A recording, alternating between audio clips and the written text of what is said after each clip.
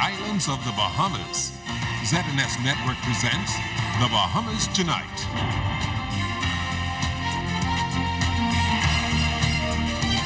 A triple fatality on Abaco leaves residents in shock. Good evening, everyone. I'm Kendino Knowles, and this is the weekend edition of The Bahamas Tonight.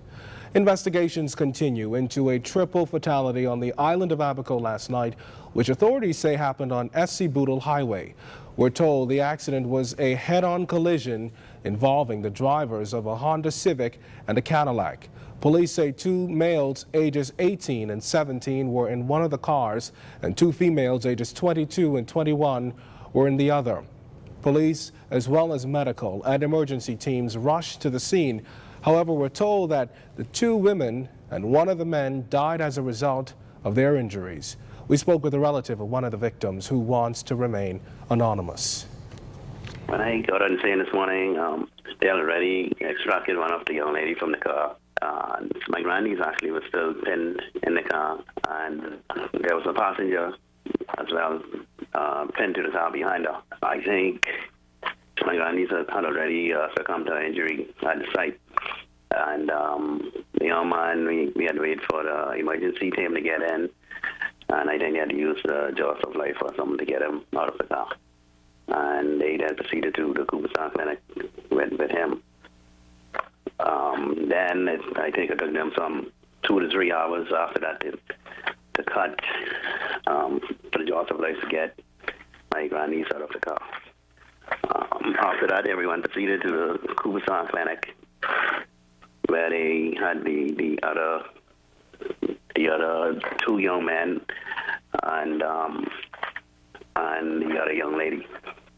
We then later learned that she had passed as well. Now, the Abaco community remains in shock as a similar incident occurred just a few years ago. It's very surprising to everybody because, you know, it's just unbelievable. Everyone is just totally shocked and surprised.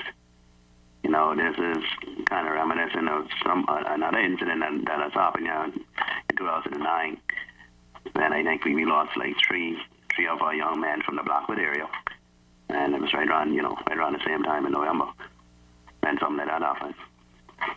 So, you know, the residents in these areas, and everybody is one family, so, you know, it's very difficult to cope with this type of stuff. Now, in light of this accident, authorities are advising motorists to slow down, buckle up, and adhere to the rules of the road. Government ensuring that all Bahamians have access to proper health care with an upgrade to health facilities taking place across the country. On the island of Eleuthera, the construction of a mini hospital in Governor's Harbor and a state-of-the-art clinic in Rock Sound is scheduled to begin next year. The mini hospital will have a heliport for airlift emergencies, as well as x-ray rooms, dental facilities, laboratories, a trauma room, an isolation room, and a morgue. It will also have its own generator and water supply in the event of a natural disaster. South Eleuthera MP Damian Gomez recently held a town meeting on the island to focus on improvements in health care. Joining him were NIB officials, as NIB is funding the project, and architect Alvin Roll.